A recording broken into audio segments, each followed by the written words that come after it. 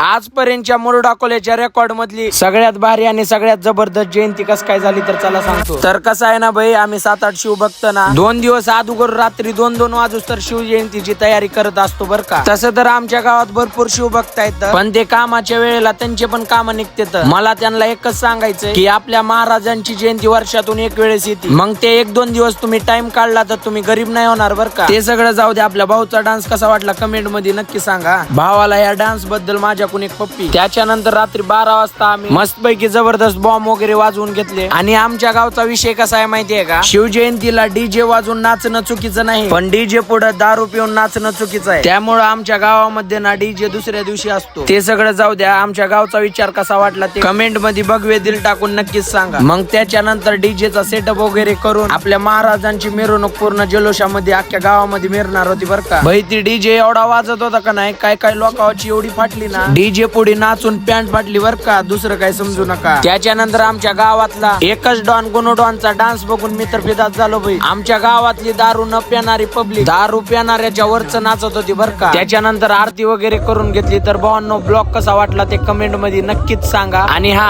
असेच ब्लॉग पाहण्यासाठी आपल्या बंटी ब्लॉगरला फॉलो बी करा. तर भावांनो, भेटू आपण नेक्स्ट ब्लॉगला. Bye bye.